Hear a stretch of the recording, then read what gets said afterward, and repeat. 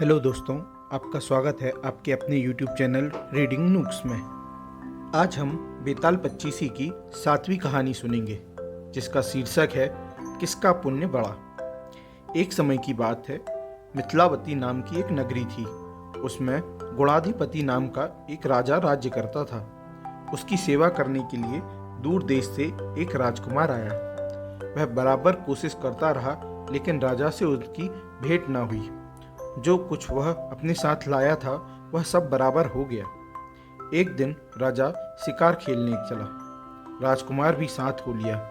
चलते चलते राजा एक वन में पहुंचा। वहां उसके नौकर चाकर बिछड़ गए। राजा के साथ अकेला वह राजकुमार रह गया। उसने राजा को रोका। राजा ने उसकी ओर देखा तो पूछा, तू इतना कमजोर क्यों हो रहा है?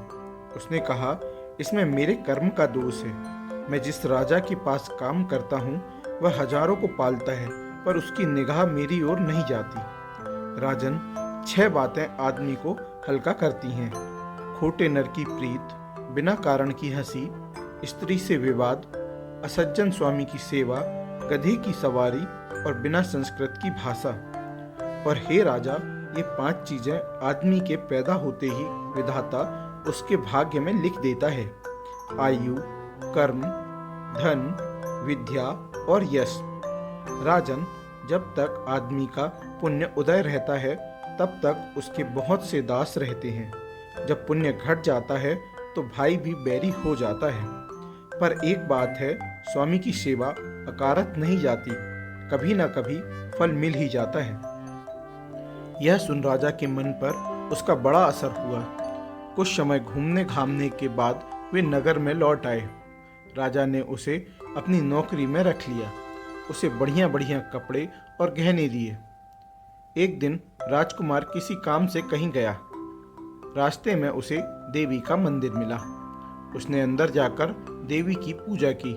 जब वह बाहर निकला तो देखता क्या है, उसके पीछे एक सुंदर स्त्री चली आ रही है।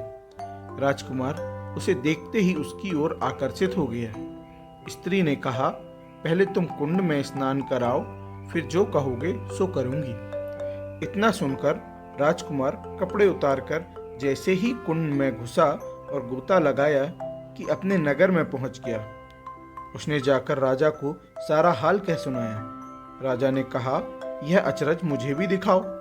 दोनों घोड़ों पर सवार होकर देवी के मंदिर पर आए। अंदर जाकर दर्शन किए और जैसे ही बाहर निकले कि वह स्त्री प्रकट हो गई।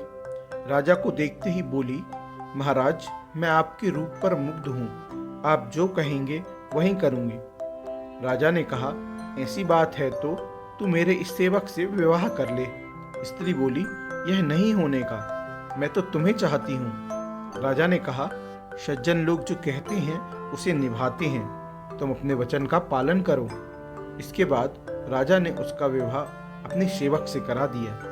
इतना कहकर बेताल बोला, हे राजन, यह बताओ कि राजा और सेवक दोनों में से किसका काम बड़ा हुआ? राजा ने कहा, नौकर का। बेताल ने पूछा, सो कैसे? राजा बोला, उपकार करना राजा का तो धर्म ही था, इसलिए उसके उपकार करने में कोई खास बात नहीं हुई। लेकिन जिसका धर्म नहीं था उसने उपकार किया तो उसका काम बढ़कर हुआ। इतना सुनकर बेताल फिर पेड़ पर जा लटका और राजा जब उसे पुनः लेकर चला तो उसने 8वीं कहानी सुनाई। यह कहानी हम अगली वीडियो में सुनेंगे। दोस्तों, यह कहानी आपको कैसी लगी प्लीज़ कमेंट सेक्शन में बताएं।